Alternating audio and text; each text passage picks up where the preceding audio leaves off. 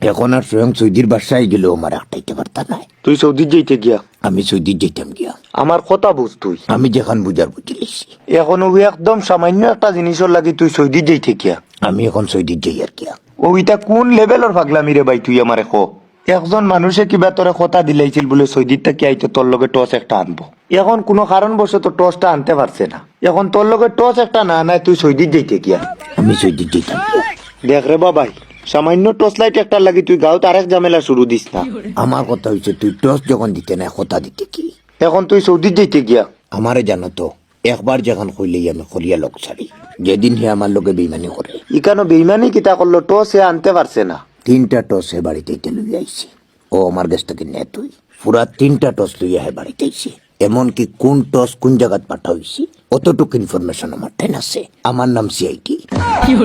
তুই আমার কথা শুন। আমার আর বুঝানি দিও না। পুরা 1 বছর থেকে টসটার আশায় পুয়াত চিন্তা করতাই না কত বড় কামটা করছে। এখন সমাধান কিতা তুই ওটা আমারে কো। তোর টস দরকার নেই, তোরে টস একটা আমরা দিয়া দিমু। পুরা গ্রামবাসীর রিকোয়েস্টে বাবাই তুই টসটা লইয়া গাও খানো আরেক ঝামেলা শুরু দিস না। আমি পুরা গ্রামবাসী জমাইয়া অলরেডি প্রতিজ্ঞা করিয়া আসছি বলে আমার লাগি দোয়া করিও। আমি সৌদি যাই আর কি। ওইটা তোর কোন ধরনের অ্যাটিটিউড রে বাবাই? তুই গ্রামবাসীর চিন্তা ছাড়ি দে, কমসে কম তোর বাড়ির মানুষটাই তোরে তুই শান্তি দিতে নানি। ও যে একটার পর একটা তুই ঝামেলা শুরু করো। এখন তুই টর্চ লাইট একটা লাগি সৌদি যাইতে গিয়া? আমার একটানেওয়ালা কোনো বেটা নাই। তোরে একটানিত কোনো বেটি বগবইতো নাই। পুরা বাড়ির তুই আইছি, মোরা বাড়ির খান্দন শুরু হয়েছি। ডকুমেন্ট লইয়া ঘর থেকে বার হয়ে আইছি। সেনে কান্দে তারা? ও তো আমার সৌদির যাওয়া শুনিয়া। দেখ রে বাবাই, তুই তারার মুখে দিছে ইয়ে তোর যাওয়াটা ক্যান্সেল কর। কার মুখে দিছে ইয়া ক্যান্সেল করতে? তো তোর বাড়ির মানুষ যারা কান্দে। আরে ভাই তারা কোনো আমার যাওয়া শুনিয়া কান্দেননি। তারা কান্দের যদি কোনো কারণে আমার যাওয়াটা ক্যান্সেল হয়ে যায় তারা তো তারার দুঃখে একদম 2 বছরের বাচ্চাটারে পর্যন্ত তুই আইসি বুঝা কান্দে।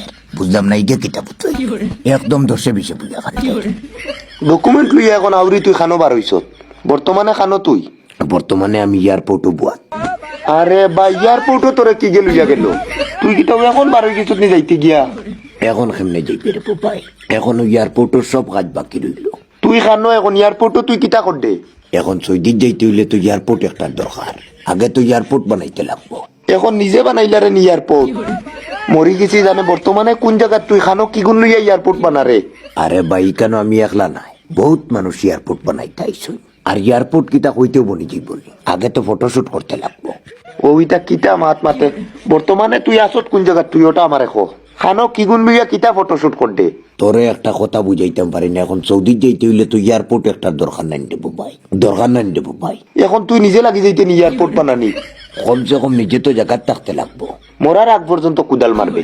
এখানে কুদালোর মাত হইতে চাইলো। পাগলামির একটা সীমা আছে বুঝছত নি? না না, এখানে কুদালোর মাত হইতে চাইলো। তুই কিতা এয়ারপোর্ট বানাইলি বেনি? আমার এয়ারপোর্ট হইতো না। মরার আগ পর্যন্ত কুদাল মারবে।